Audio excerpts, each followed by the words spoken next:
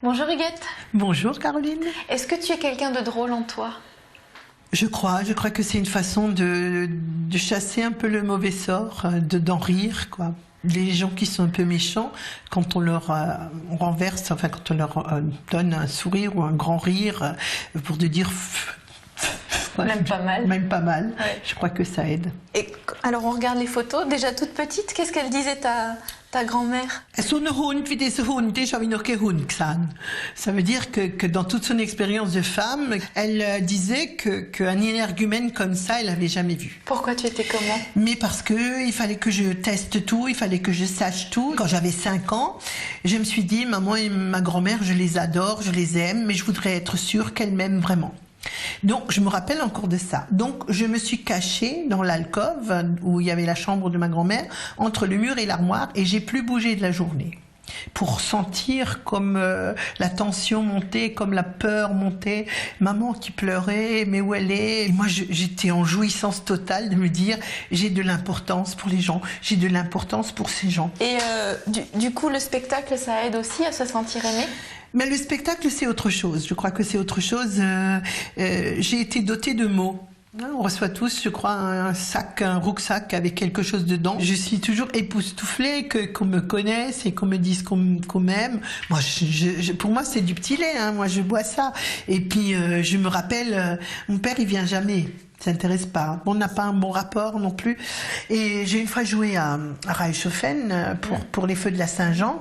Et là, il y avait, mais c'était un déferlement. Je crois qu'il y avait plus de 2000 personnes. Alors moi, je me dis, ils viennent pour la Saint-Jean, quoi, pour le feu de la Saint-Jean.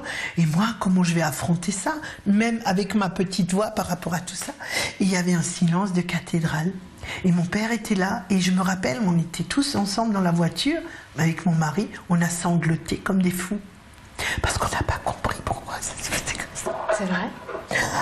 J'en garde un souvenir. Ça t'a... Ah oui. C'est dingue. Ouais. De me dire qu'il y a cette communion-là avec moi, et comment je mérite ça. Ouais. Et c'était pourtant depuis des années, tu faisais ça depuis des années. Oui. Ouais. Mais ça m'émeut toujours. Et tu vas aussi au plus près des gens, c'est ça qui est bien. C'est que tu vas dans les villages, tu es sur des petites scènes. C'est ça qui, c'est ça, de ressentir les gens, de savoir ce qu'ils ressentent, de les voir rire, c'est ça qui est important pour moi.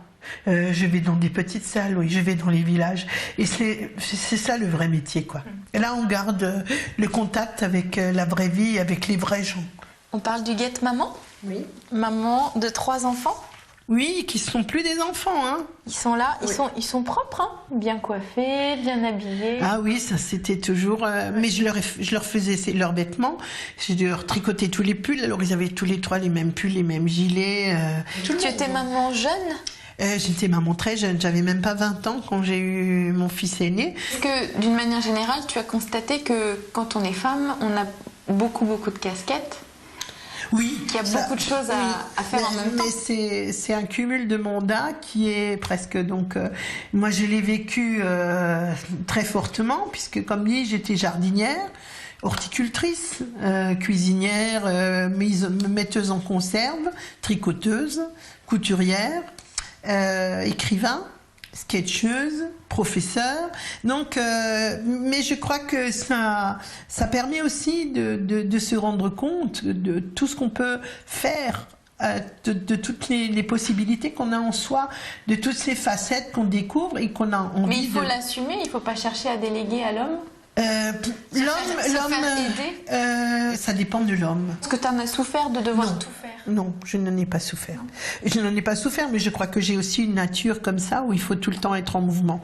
Je suis un hamster. D'ailleurs, mon compagnon qui est méditerranéen, il me dit, mais toi tu es un hamster et tu sais, moi je voudrais t'apprendre à être un koala. À te mettre comme ça sur l'arbre et à respirer l'eucalyptus sans tourner tout le temps, quoi. Qu'est-ce qu'on te souhaite pour la suite? T'as un rêve? Oui. Oui, mais il est plutôt personnel mais c'est un rêve fou, comme tous les rêves. Ma mère a dit, si un rêve n'est pas fou, c'est pas la peine de le rêver. Elle a dit, c'est pas la peine de rêver pour une glace, prends 3 francs et achète-toi-en une. Et je crois que c'est ça, mais mon rêve, il n'est pas à 3 fronts. Et... Bon, ben on te souhaite ce rêve. À bientôt. À bientôt.